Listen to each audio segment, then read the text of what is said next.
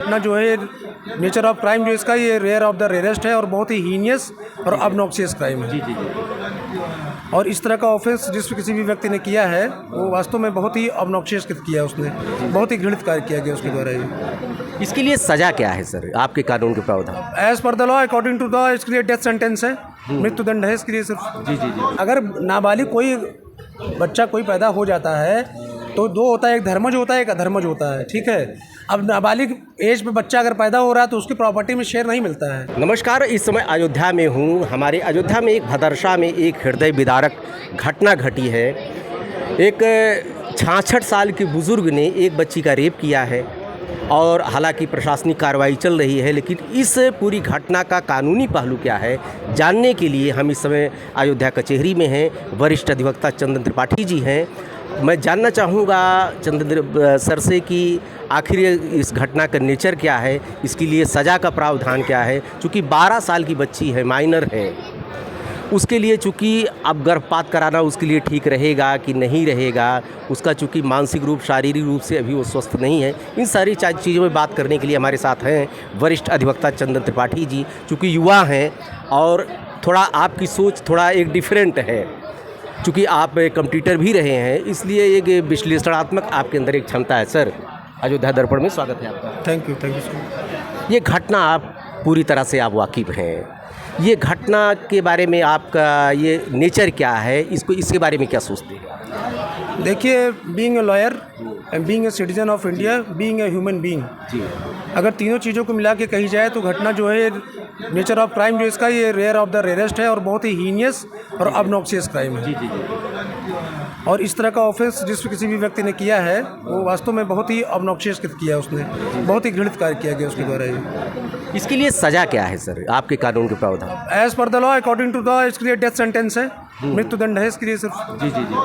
हमारे लॉ में भी जो विधान है उसके लिए जो है मृत्यु का ही दंड है, उसके लिए फांसी की सजा है। देखिए, शायद बच्चों में भी यह है कि एज भी डिपेंड करती है। 12 साल से 16 साल के लिए अलग अलग क्लास आपके यहाँ दिए गए हैं कि सजाओं का प्रावधान अलग अलग है। वो क्या है? फांसी, to be hang till death.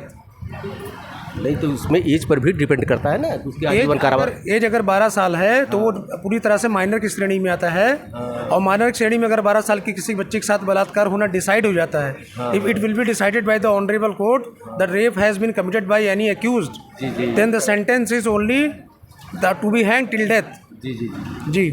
नहीं, ये बुलडोजर की जो कार्रवाई हुई, इस कार्रवाई को क्या लेते हैं आप? ये बुलडोजर की जो कार्रवाई हो रही है, किसमें आता है? एक ऐसे कहा जाए इसको, देखिए एक प्रकार का ये इसको एक मैसेज है, ऐसे लोगों के लिए मैसेज है कि जो लोग इस तरह के कुकृत्य करने में शामिल हो रहे हैं वो दोबारा ऐसे किसी कुकृत्य को करने का जो है दुस्साहस ना करें। देखिए, कहा जाता है कि बुलडोजर की कार्रवाई का जो है कोई प्रावधान नहीं है कानून में, ये कार्रवाई नहीं होनी चाहिए। इस पर चूंकि विपक्ष भी प्रश्न उठा रहा है कि साहब बुलडोजर चूंकि वो दोषी है, अक्यूज तो वो है जिसने पाप किया है, लेकिन परिवार वाले क्या उसमें, परिवार वाले तो दोषी इसमें है नहीं, चूँकि उसके बारे में आपकी क्या?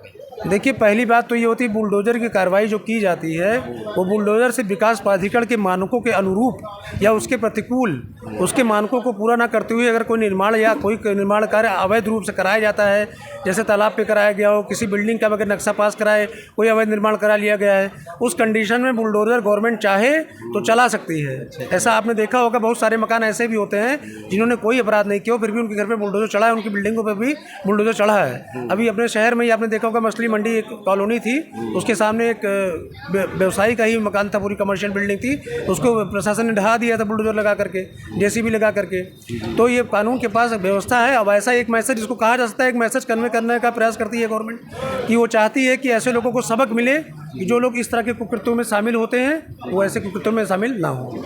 12 वर्ष की उम्र, बड़ा सुनने में बड़ा आड़ लगता है, क्योंकि 12 साल की बच्ची क्या प्रेग्नेंट हो सकती है? हालांकि ये मेडिकल का विषय है, उनका डॉक्टरों का विषय है, लेकिन फिर भी आप कहीं न कहीं आपका कानून भी वहीं से कनेक्ट होता है। 12 साल की बच्ची, क्या प्रेगनेंसी संभव है? देखिए, अगर कोई आधिकारिक घोषणा, कोई आधिकारिक स्टेटमेंट इस बाबत आ रहा है कि वो प्रेग्नेंट हुई है, तो चूंकि मामला इतना गंभीर और अपराधी मतलब प्रवृत्ति का है कि उसमें कोई आदमी कोई असत्य तो बोलेगा नहीं। अगर प्रेग्नेंट होने की बात आ रही है तो उसकी जांच तो होगी ही, प्रेग्नेंट है या नहीं है this will be decided by the medical team. ये मेडिकल एक्सपर्ट जो है उसको डिसाइड करेंगे कि प्रेग्नेंट है कि नहीं है। अब हो सकती है कि नहीं हो सकती है, तो आप भी जानते हैं जो एक लीगल इसका जो मेडिकल जो प्रोसीडिंग होती है, एक बालिका कब से लेकर कब तक जो है प्रेग्नेंट हो सकती है, और कब जब उसका मोनोपॉज आता है तो उसके बाद प्रेग्नेंट नहीं हो सकती है। ये तो एक मेडिकल एफिशिएंसी की बात हो गई। जी एक चीज़ और बताएं, जैसे 12 साल की बच्ची है, वो प्रेग्नेंट है, अभी कुछ डॉक्टरों से भी मैं कंसल्ट किया था कि 12 साल की बच्ची वो मतलब उसको बच्चा नहीं पैदा कर सकती है, कह सकते हैं, और 12 साल की उम्र में एबार्शन भी उसके लिए जो है घातक होगा। ऐसी कंडीशन में आपकी कोर्ट क्या कहती है? देखिए, ऐसी कंडीशन में अब जब कोई मामला कोर्ट में जाएगा, this will be decided by the जजेस एंड ज्यूरी। इसको जज डिसाइड करेंगे कि इस कंडीशन में उस बच्ची का जो है अबॉर्शन करवाना उचित रहेगा कि नहीं लेगा। For that they will take the opinion of the medical expertise. उसके लिए वो मेडिकल टीम की एक्सपर्टाइज लेंगे कि इन कंडीशन में इसका अबॉर्शन करवाया जाना उचित होगा कि नहीं होगा। इसमें मैं अपनी कोई पर्सनल ओपिनियन नहीं दे सकता हूँ कि उसका अबॉर्शन करवाया जाए या न करवाया जाए, उसको आगे कैसे मेडिकली ट्रीट किया जाए, क्योंकि हम लोग प्रोफेशनल एडवोकेट हैं, तो हम लोग एडवोकेसी के बारे में तो बता सकते हैं, लेकिन मेडिकल के बारे में ना तो न्यायालय बता सकती है ना हम बता सकते हैं। उसके बारे में बगैर ओपिनियन के मेडिकल फैसिलिटीज़ के एक्सपर्टाइज के हम लोग कुछ नहीं बोल सकते। एक चीज़ और बताइए, जैसे 12 साल की बच्ची, मान लीजिए वो 14 साल की होती, 16 साल की होती, माइनर तो थी, लेकिन बच्चा पैदा हो मतलब उसका वो एबार्शन नहीं संभव था, बच्चा पैदा कर सकती थी, मानसिक रूप से वो स्वस्थ हो, तो क्या उसका जैसे बच्चा पैदा करने के बाद जो वो तो चला गया, जेल चला गया, अब उसका पालन पोषण कैसे होता बच्चे? नहीं, जेल गया क्योंकि वो चार्जेस ऐसे हैं, उसमें कोई भी आदमी होगा अगर उसके ऊपर हत्या किया हुआ, कल्पेबल होमिसाइड किया, अगर कोर्ट इस कंडीशन में क्या करती है, जैसे बच्चा पैदा हो गया तब कोर्ट इस का पालन पोषण कैसे होगा? नहीं, अगर बच्चा पैदा हो गया तो उसके बाल संरक्षण गृह है, उसके लिए गवर्नमेंट के पास व्यवस्थाएं हैं, उसके लिए गवर्नमेंट के पास व्यवस्थाएं हैं ना। अच्छा, बिल्कुल, उसके लिए गवर्नमेंट के पास व्यवस्थाएं हैं। नहीं, व्यवस्थाएं हैं तो उसका प्रॉपर्टी, जैसे प्रॉपर्टी जो है उसकी, उसमें उसको तो अधिकार मिलेगा बच्ची को?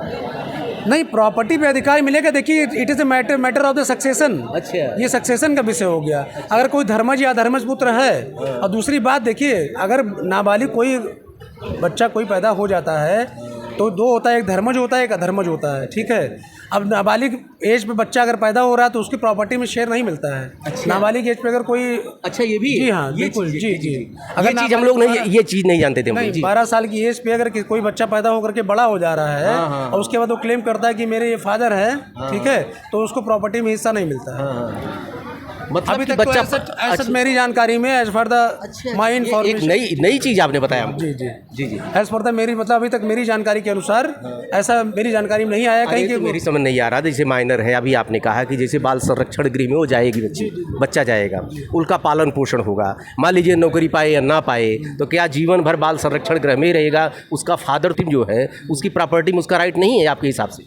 नहीं, ऐसा तो राइट अगर वो चाहे तो ले सकती है, लेकिन वो कोर्ट डिसाइड करेगी। अच्छा। लेकिन अभी तक ऐसा कोई केस आया नहीं कि नाबालिग कोई अगर जो है अपना बच्चा उसने पैदा किया हो, बाद में किसी ने कैसा क्लेम किया हो, इस तरह का अभी तक कोई रूलिंग नेसेस नहीं है अभी कि 12 साल पे कोई माँ बनी हो, उसके बाद में उसने अपनी बच्ची को लेकर के उसके फादर की प्रॉपर्टी में जो है क्लेम किया हो, ऐसा अभी आज तक कोई रूलिंग नहीं आई है। और मेरे ख्याल से CPC में अभी मेरी जानकारी में ऐसा कोई मुझे जानकारी नहीं है। मतलब आप हैं चंदन त्रिपाठी जी, वरिष्ठ अधिवक्ता। चूँकि बात तो कहीं मैंने शुरू किया था कि इसमें सज़ा का प्रावधान क्या हो सकता है, 12 साल की बच्ची जो प्रेग्नेंट है, बच्चा पैदा कर सकती है नहीं कर सकती है, उसका एबार्शन होगा, वो सब बिंदुओं पे, लेकिन बात करते करते कुछ दीवानी के मैटर भी आ गए हमारे आपके बीच में, लेकिन आपने सही जवाब दिया। एक चीज़ इसमें है कि नाबालिग बच्चे अगर पैदा भी करती है वो बच्ची, तो उसके बाद प्रॉपर्टी में वकील साहब के हिसाब से उसको हक नहीं मिलेगा अगर वो माइनर है, अगर बच्चा पैदा करती। अब देखिए इसके आगे क्या होता है।